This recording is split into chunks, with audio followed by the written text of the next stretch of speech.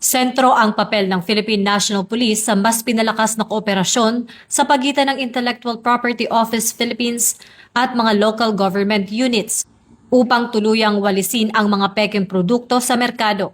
Bilang pangunahing katuwang sa pagpapatupad ng batas, ang PNP ang magsisilbing enforcement arm sa ilalim ng National Committee on Intellectual Property Rights upang matiyak na ang bawat lokalidad ay malinis mula sa mga iligal na kalakal na sumisira sa ekonomiya at naglalagay sa panganib sa mga mamimili.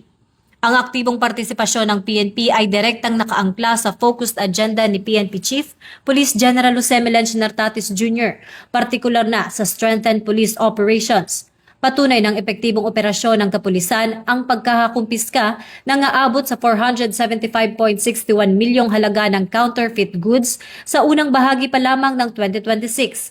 Sa pamamagitan ng mas pinaigting na koordinasyon sa mga LGUs, layo ng PNP na mas mapabilis ang pagtukoy at pagbuwag sa mga bodega at negosyong nagpapakalat ng mga peking produkto sa bawat komunidad. Mula rito sa Campo Crame, ako si Patrolwoman Sari Bernales, nagbabalita para sa Police News Network. At ito ang bagong PNP para sa bagong Pilipinas, serbisyong mabilis, tapat at nararamdaman.